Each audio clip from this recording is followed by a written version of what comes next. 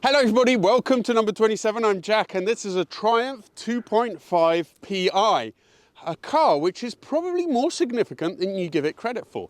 For a start, this represents the beginnings of British Leyland as you all know it. Secondly, quite fittingly, it has a major flaw that meant that although as a base car, it is very, very good, it was pretty unreliable and that dented its chances. Lastly, this is one of the most unlikely hot rods that you will have ever seen. Let's take it out and I'm going to tell you some more. So just getting in here, there's so much I want to tell you about the car itself, the interior and everything else. But before that, let me just tell you a bit of history because it is important that you know the context of what makes this so interesting.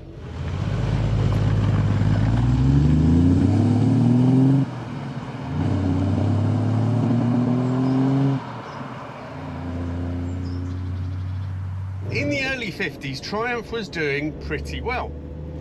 But only a few years later, by the late 50s, they were struggling to get enough money to build a new saloon to replace the aging Vanguard.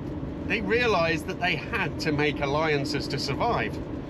British Leyland, which at that stage was simply a truck and bus maker, had been looking to expand into the car market. They had been talking to Jaguar, to Rover, but that came to nothing.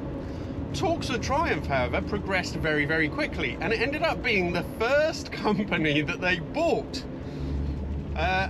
And that went towards making the behemoth, the tragic behemoth that we know as British Leyland today. So I think talks began in 59, in 60 it was bought, and the Vanguard, the replacement for the Vanguard, which is this car, which was known as the 2000, that was developed in only 2 years. So by 1962, the 2000 was launched, and it was very, very well received. Had a straight six engine developed by adding 2 cylinders to an original 4-cylinder 800cc engine.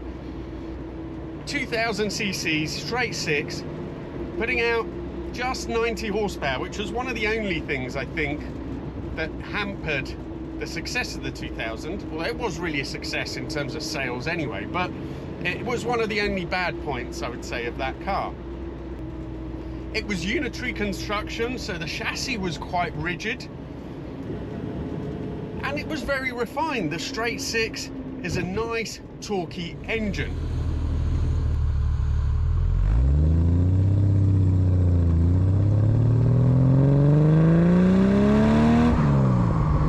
I'm not going to thrash this old girl too much, because she's just absolutely beautiful. Simon, the owner, thank you, Simon, for having it brought down for me.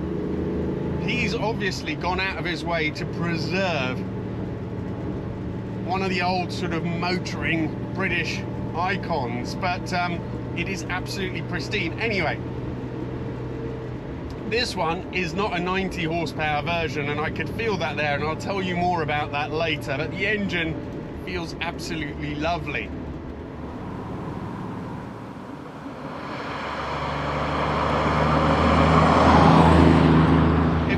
Success at one point. I think they were selling 20,000 a year. The closest competitor at the time was the Rover P5, and the one thing that it had over this, apparently it's handled slightly better, but also it was faster. It had a 4-cylinder. This though was more refined. Now there was a 2500cc 2.5 litre injected engine in the TR models that put out 150 horsepower, and it was a natural thing to transplant it in this, making it the 2.5 Pi.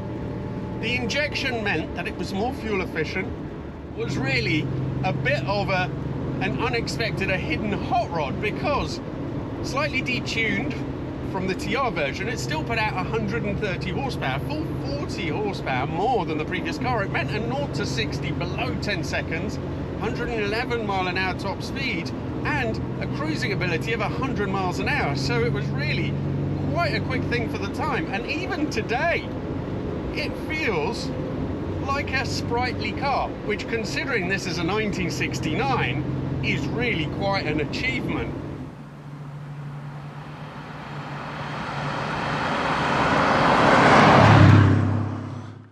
perched up quite high on these lovely sort of leather chairs. I wouldn't even call them seats. And the interior has the kind of charm that modern cars can only dream of. These wood cappings, they're actually pieces of wood. It's not even walnut veneer.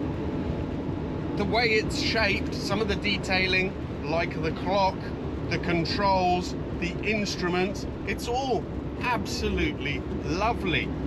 All the controls are very light. Steering, you know, there's these touches like the ashtray there, which has got a lovely movement to it.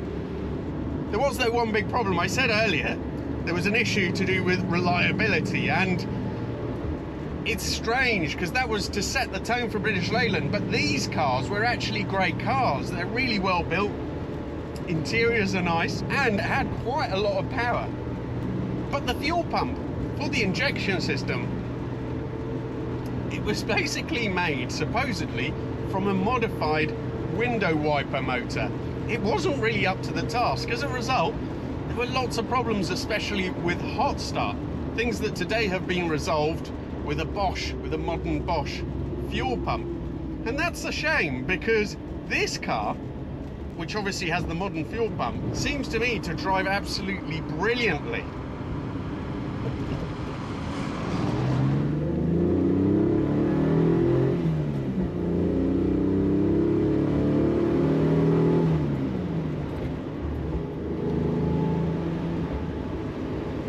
I can see why this has been baptized as the unlikely hot rod. It really is surprisingly quick. The engine is still very torquey, it's refined, it has a lovely sort of deep warble at the lower revs, becomes a little bit rougher when you go quicker, but it is a lovely, lovely thing.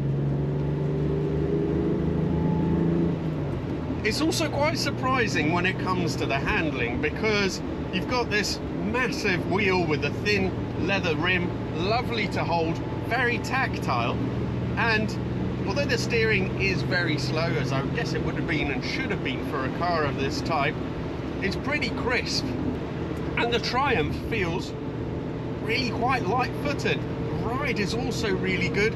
I am really super impressed with this car. Sadly, it was only made for 1 year. Triumph had the habit of putting in their new engines and transmissions in old cars, and this was only made for 1969, so a very rare car.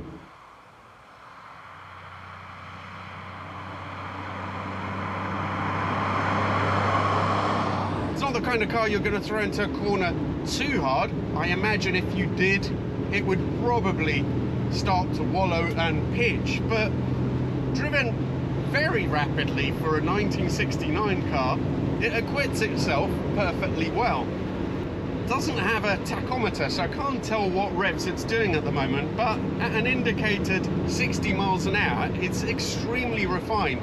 Very little wind noise, you're so comfortable. It has a 4-speed box. That's one of the things that maybe most ages the car.